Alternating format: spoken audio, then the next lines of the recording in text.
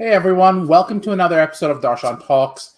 Today's interview is brought to you by the Kulkarni Law Firm. I'm excited because we're going to talk a little bit about something we don't normally talk about, which is the tobacco pathway. And we've seen some news recently around Juul, and I've had people reach out to me going, "You talk about promotional compliance. How does that work with the FDA?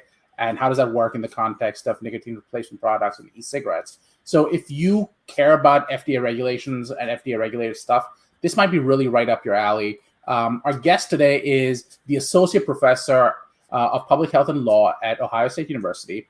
His research explores the intersection between public health research and legal doctrine with a focus on tobacco policy. He was the Senior Advisor to the FDA Center for Tobacco Products in 2011 and 2012. He is the co-author of the new Public Health Law, a transdisciplinary approach to practice and advocacy from Oxford University Press, the second edition of which will be available in November. And our guest for today, Micah Berman. Hey, Micah. Thanks for having me. Thank you for coming on. So we get to talk a little bit about this topic. Like I said, our audience tends to be a pharma, device, and sort of FDA-regulated companies.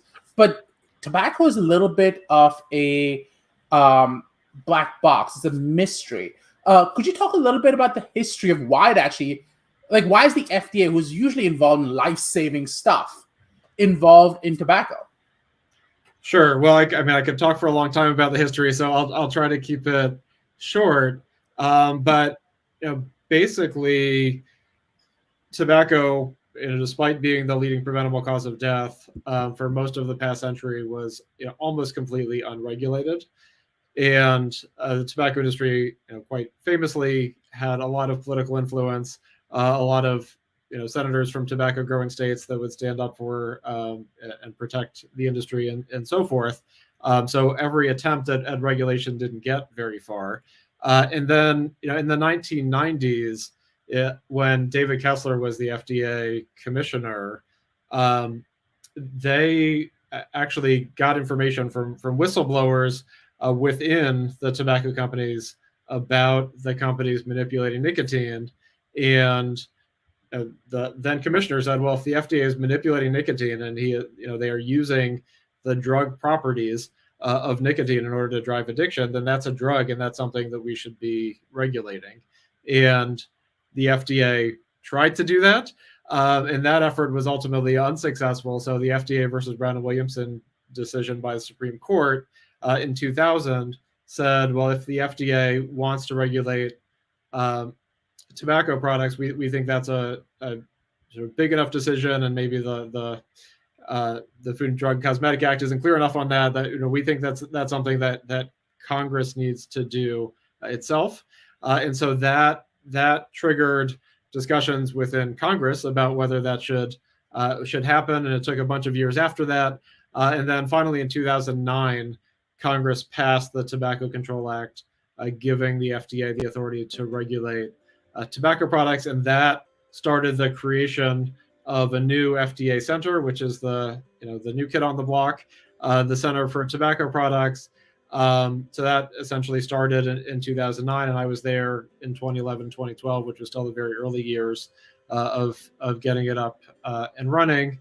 And so now there's this new center that regulates tobacco, and the sort of key distinction is sort of getting back to your question, is that the statute recognized that using the standard for drugs, that they have to be safe and effective, does not work for tobacco products. And so the big picture framing of the Center for Tobacco Products is that they issue regulations and make decisions based on what is appropriate for the protection of public health. That's the language from that Tobacco Control Act. And so I'm sure we'll get into that a little bit more, but that's the main decision-making measure that the statute sets out. And then I think the key thing to think about is, when you're talking about nicotine replacement therapies or e-cigarettes, is they can be in one of two buckets. They can be products that are regulated as drugs by CEDAR, or they can be classified as tobacco products that are regulated by the Center for Tobacco Products as tobacco products. The main distinction there is whether or not they first of all, have nicotine in them, whether they're made and derived from tobacco and have nicotine. If so, they are now regulated as tobacco products, unless they are making essentially drug claims, making therapeutic claims, in which case those same products, even if they are nicotine products, are regulated as drugs. So the gums and the patches are regulated as drugs, and the e-cigarettes, none of them have gone through the CEDAR pathway, so all of them at this point are regulated by the Center for Tobacco Products. So what does, for example, what is it about the gum and the patches? What are the drug claims in those specific instances? Because you're really talking about weaning people off tobacco in those cases. So what makes that a drug claim?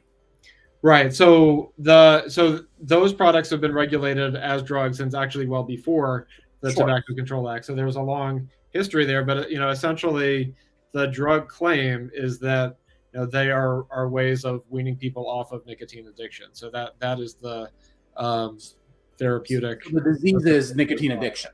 Yeah. Okay. So again, going back to the original, either it has to be a structure function claim, or it has to be cure, treat, prevent, mitigate, or diagnose a disease. Right. So the disease in this case is nicotine addiction. Yeah. I'm going to take a slight sidebar and come back after this, but we had Patty on previously, and this is sort of her area. But I have to ask, people have been talking about the idea of creating a separate center for cannabis, and I recognize that's not necessarily a course area of focus or anything like that, but I'm just curious, do you think something like that would also be successful? Yeah, so I mean, there's as you probably know, there's been legislation introduced already to create a new center of, I forget what the actual title was that was proposed, but yeah, I mean, I think the idea there would be sort of similar to the tobacco side, where the regulatory framework is not that they're necessarily safe and effective, but that you want to put some public health framework and guardrails around these products. So I would not be surprised to see that happen. I think on the CTP side, going back to your earlier question, I think there are still questions about whether regulating tobacco within the FDA is the appropriate place to do it, or whether it should be appropriately done somewhere else. So I think it'll be really interesting as the cannabis discussion goes forward to see whether that ends up within the FDA or somewhere else, and whether that actually triggers discussions about whether the tobacco regulatory side should maybe be paired with cannabis and be somewhere else other than the FDA. It's interesting. I'm seeing this, and I'm sure you noticed this as well, which is recently in the news, there was some legislation or proposal out there that we should pull food out of the FDA because there's just too much in the FDA. On one hand, we're going, let's pull out food. On the other hand, we're saying, let's put in tobacco. So there's this confluence of what is the FDA's core goal. And that's got to be confusing, not just for people outside the FDA, but people within the FDA. And then there's, on top of everything, there's the issue of what does the FDA actually control? Because in my space, I do a lot of work around promotional compliance. The issue is, well, so it's FDA regulates promotion of drugs, right? And you go, no, it depends on the drug, depends on the device. Some of it is FTC. So is that, again, is this going to become the new issue, which is, well, which agencies land up regulating tobacco as we go forward in the future? Some of which may land up in the FDA's purview, some of which may land up in this new agency, if you will. I'm calling it the Center for Public Health. I don't know why, but I like the top. Yeah, so I mean, I think on the tobacco side, I think you'll have the same issue with cannabis. Is what is the purpose of regulation? What are you trying to accomplish with regulation? And I think the major challenge with tobacco regulation, sort of dates back to the 2009 Tobacco Control Act was a compromise where you actually got, Altria, the largest tobacco company, ended up backing that bill. And then, the major sort of public health players also ended up backing that bill. And, because, I think they had very different visions of what FDA tobacco regulation was going to do.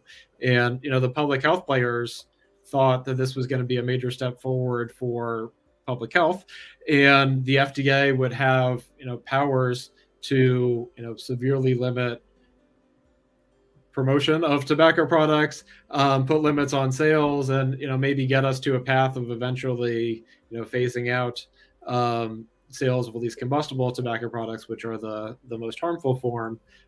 Whereas the tobacco industry, I think, thought, well, this is a way for us to kind of get our good name back by being a regulated industry, where the FDA will put some guardrails around us, so make it regulate sales to youth, and maybe regulate sort of false health claims and other things that the industry certainly did in the past and might still do, but that sort of everyone can agree are terrible things. But otherwise, we're still going to be able to sell these products. We're still going to be able to make money from these products. I think you'll have the same thing with cannabis.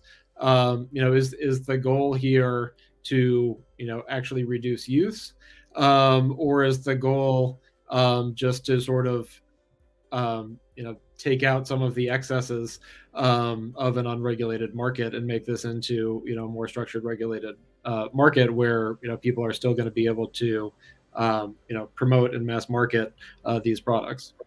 Which is kind of interesting. You mentioned Altria was the one who sort of went in and said, we want to bring back the good name.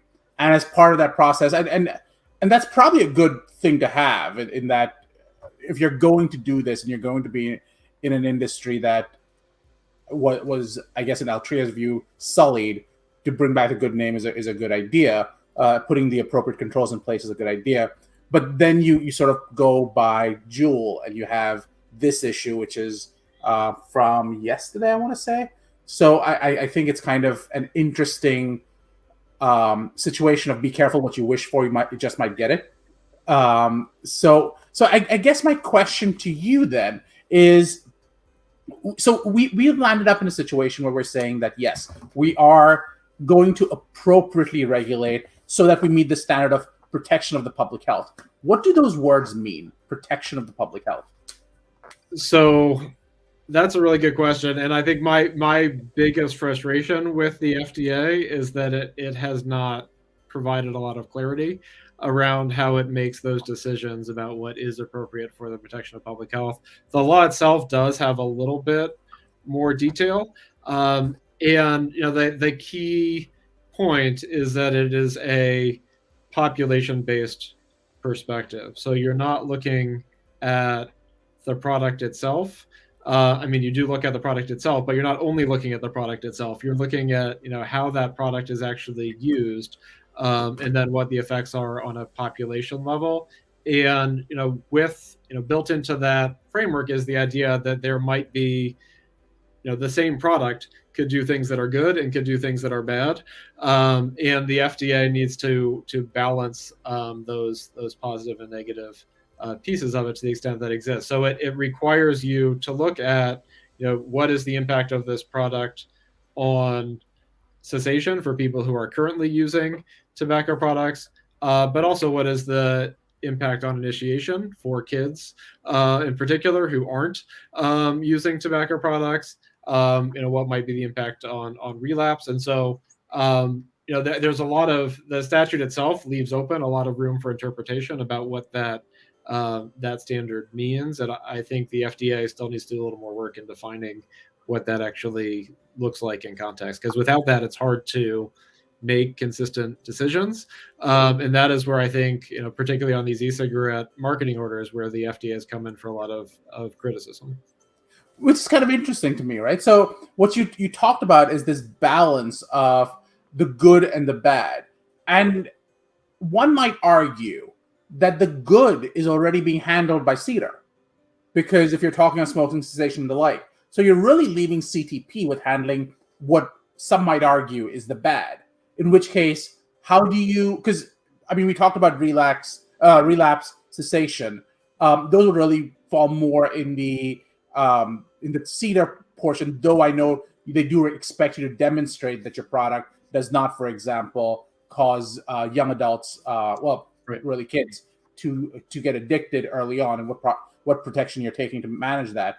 But do you feel like the FDA um, is practicing enforcement discretion in a way that is not productive for either the industry or for public health itself? Well, I mean, I think to go back to the history again, what happened after the Tobacco Control Act was passed? It was passed in 2009 when there were kind of a couple e-cigarettes that were out there, but they were sort of a novelty that was sold in malls, if you remember that. They weren't really a product with any significant uptake, and they were super expensive at the time. Kids weren't using them. It wasn't a concern. And then as they became more popular, the FDA said, well, this is something that we should regulate. And they actually tried to do the same thing that Dr. Kessler tried to do in the 90s. They said, well, this is a nicotine product. This is something that we should regulate as a drug under CEDAR. And they tried to do that. And they were sued by the e-cigarette companies who said, no, we want to be regulated as tobacco products because there's this new law. And our nicotine is derived from tobacco, so we should be regulated as tobacco products. And so, they ultimately prevailed on that argument. They got put into the CTP bucket, but then CTP didn't actually take action to regulate them until what's called the deeming rule was issued in 2016. So, there was this huge gap where these products, the FDA had first tried in really 2010, like pretty right after the Tobacco Control Act, to regulate e-cigarettes. And there was this gap where the FDA didn't issue a deeming rule, so they weren't regulated as drugs or as tobacco products. And then, 2016, they passed the deeming rule, but many provisions of it really didn't take effect till much later. So the e-cigarette industry really grew up without any FDA regulation whatsoever. And now the FDA is trying to take the action to kind of retrospectively regulate, deal with the, closing the barn door after the horse is out kind of thing. And the framework of the Tobacco Control Act is for the FDA to sort of be the gatekeeper to the market. But right. Here we're dealing with thousands of products that have been for sale for nearly a decade, or at this point, more than a decade. With millions of users around the country. And so, trying to figure out how to appropriately regulate that after the fact, I think is really, really challenging. So I guess that's the question, right? So is there a grandfathering provision, for example, for these products that have been out there for such a long time? And because in 2020 or so, there were all these applications that were due, and the result of it was several products had to be pulled off the market, and very, very few got in. I mean, it takes me back to what I would argue is the surreptitious goals of big tobacco, for lack of a better term, in that when they said that we'd like to have FDA regulations, it also was a way of cleaning up the industry from people who are possibly bad actors, and saying that if we're regulated, the cost of regulation, the expectation of regulation will cause the companies that are the worst actors to probably get out of the market. But did we see that in 2020, and what was the impact of that? Right. And yeah, I think that's exactly was the purpose of those companies agreeing to regulation. But interestingly, again, because the law was not thinking about e-cigarettes, it does grandfather in products that were for sale as of 2007, which is essentially when the law was introduced. And e-cigarettes were just not on the market then. So those products are not grandfathered in. So I mean the e-cigarette companies and sort of people who think that e-cigarettes are going to be beneficial for cessation and reducing cigarette use, with some justification, I think that this is kind of absurd that you have the most harmful products are grandfathered in, right. And the less harmful products have to go through, more rigorous, essentially after the fact pre-market review, where these products are already on the market. And so, I think the FDA was, I think, uncomfortable doing those reviews, and sort of tried to push it off and push it off and push it off, even though their reading of the statute says once these products are regulated, that part of it kicks in automatically. But they kept sort of delaying and delaying and delaying, and it actually the public health groups actually had to go to court and get an order from a judge that says, no, once you're regulating these products, they actually do have to go through this review process. So as a result of that court decision, the e-cigarette companies and other products that fell under that deeming rule had to submit applications in September of 2020. The FDA was supposed to rule on all of those applications in a year, and it didn't. It has issued a lot of marketing orders or marketing denial orders, but there are a lot of some of the larger companies they still haven't issued orders on, and their latest update to the court said we'll get to it by the summer of 2023. So it's been incredibly. If you think about this is an issue we've been dealing with, or the FDA's been thinking about since 2010 or so. It's taking a very long time for the FDA to figure out how to deal with it. But I feel like the FDA does this on a consistent basis. I'm thinking about a lot of stuff in promotional compliance. I'm thinking about a lot of stuff in manufacturing, where the rules just stay on the books as draft guidances, not even finalized guidances, for decades. Mostly because if we don't have to act, no one's going to force us to act. And there's really no rule out there. The guidance is non-binding anyways. So it creates de facto rules without enforcement authority, but can point to it whenever they want to. But go ahead, I'm sorry. Yeah, no. So essentially what the FDA did for a really long time is leave these products on the market with no regulation, but with the ability to sort of step in. Because all of these products were on the market without authorization, it sort of had the ability to step in and put some pressure on where it saw that they were bad actors. And so I know you want to talk about Juul. So that's what it tried to do with Juul. When we saw this huge uptake in youth use of Juul in 2018 and 2019, then there was sort of pressure on the FDA to step in and do something. And that's when the FDA, started to take some action with respect to Juul, even though, for most of these products, it was really sort of letting them go without any regulation. So let's take a step back. And as two lawyers, first of all, I do want to clarify, none of this is legal advice. It's for educational purposes only.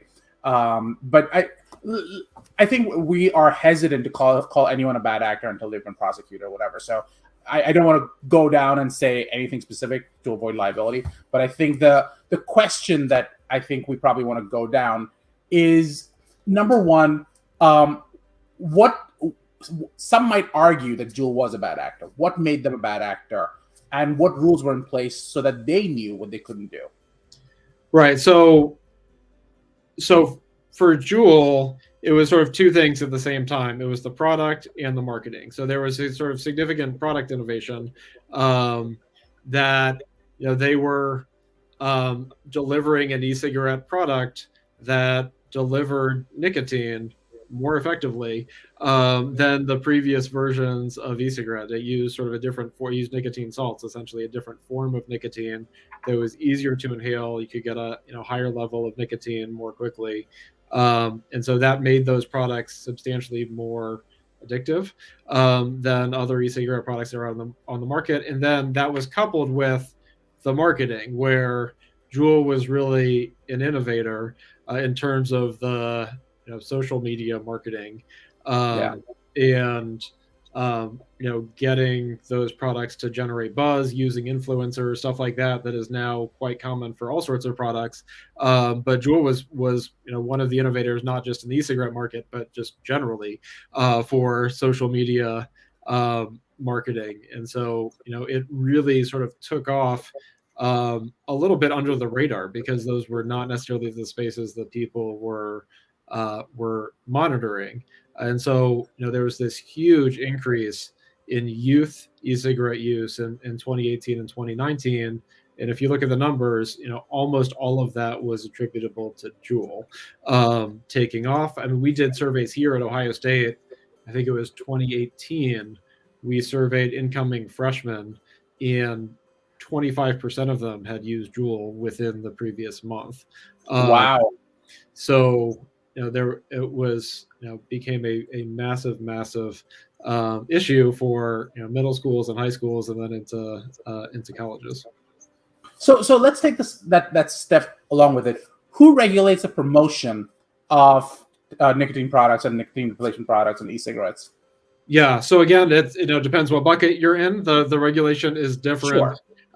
If you're on the CEDAR side versus the CTP side. But if you're talking about e-cigarettes that are on the CTP side, I think people are surprised to find that there's very little regulation in terms of marketing, or at least in terms of, I guess, what you on the in legal terminology you call like time, place, and manner, sort of where and how you can market.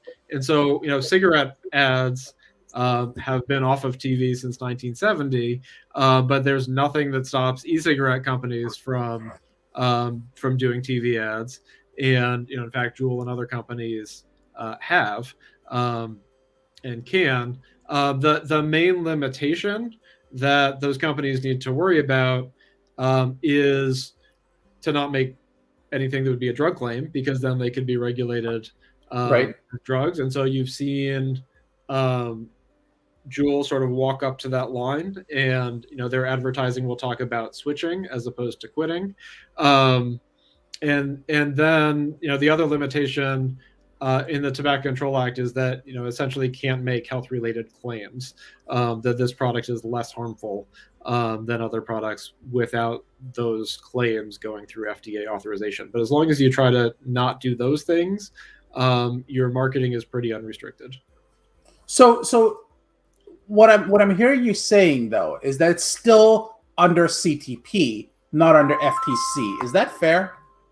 Well, I mean, FTC has its general authority to step in if it thinks that marketing is generally speaking, I forget the actual terms of their statute, but for false marketing and if it's not true, if it's false and misleading, if you will. And there have been some efforts, particularly around the influencer marketing, to get the FDA to sort of crack down on that and say, the companies need to be clear about, or influencers need to be clear about whether or not this is a paid promotion. So I mean, there's some, so the FTC has the ability to get involved on that side of things, right? But their involvement in e-cigarettes in particular has been pretty limited. Yeah, because I mean, I'm thinking about like CEDAR, for example, has OPDP, and CBER has Appleby, and CEDAR technically is just CEDAR. But I didn't know if CTP, I don't know if CTP having a group within it that looks at promotional claims. So that's why I asked that question. Yeah, I mean, it has a whole enforcement branch, and that's one of the things that it looks at. But I think it's been a challenge for the FDA to get its hands around enforcement generally on the tobacco side, because there is so much happening and so much to keep track of. So I mean, you generally see enforcement in the form of warning letters on the promotional side. Just directly coming from, but it's coming from the center at that point. It's not, there's not a specific office, for example, that's sending it out. Okay. So we can keep going, and we're well past time, but I did promise to keep it a half hour, and I can keep going literally for another hour without a problem. But this is so fun, Micah. Thank you so much for coming on. Before we go, a few things to just remind people. Number one, you can reach Micah at his email address at berman.31@osu.edu. You can also go to the newpublichealthlaw.org to get his latest book, which is going to come out in November. The second edition will be out in November. And it's going to be talking about a transdisciplinary approach to practice and advocacy. So what does that actually focus on, by the way? Yeah, so thanks. So the idea here, and the reason we call it the new public health law, is we want to have a broader perspective on what public health law is. So we're not just looking as typical law school classes tend to do at doctrine and statutes, but looking about how law can be used as a tool to improve public health. So you need the understanding of the doctrine to do that, but you also need to know more about how what public health science looks like, and how to make good decisions about what types of laws would be effective. You need to know about the process for getting ideas for legal interventions into law. You need to be thinking about things like enforcement and implementation and the kinds of things that we've been talking about. And you need to be thinking about evaluation. How do you know if what you have done is effective? So it's thinking about that whole life cycle, and doing that effectively requires reaching across disciplines, which is why we call it a transdisciplinary approach. So bring in people who know that the public health side, the evaluation side, who do the enforcement, who do the politics and the policy part of it as well, and getting everybody to think about how we can work together to improve public health. So you kind of answered this, but I'm going to ask you to repeat this in some ways. Who is the audience who's going to buy this book? Who do you think is perfectly situated to go, we need this book? Yeah, so I mean, this book is really written as I think a very accessible book for teaching anyone in any field that has an impact on public health. So it's being used already in schools of public health, in law schools, obviously, but also in other programs as well, and nursing and pharmacy, even, and other fields as well. But I think for people who just sort of generally want to know more about the process of taking evidence in public health and turning it into law and policy, it's a good overview for that. Yeah, I can see people who are trying to be, like, for example, getting an MPH, or someone who is interested in being an advocate, or someone who is, for example, just trying to get into politics, all of which this would probably serve them pretty well. So, Micah, this was amazing. Thank you again for coming on. I appreciate it. Any last words? So no, it was my pleasure. I mean, I think we just sort of scratched the surface in terms of everything that is going on with the FDA trying to get its hands around tobacco regulation. There's a new head of the Center for Tobacco Products who just started about a month or so ago. So it'll be really interesting to see what new directions he tries to take the center in. Oh, that should be exciting as well. Thank you again. We will talk soon. Sounds good. Thank you.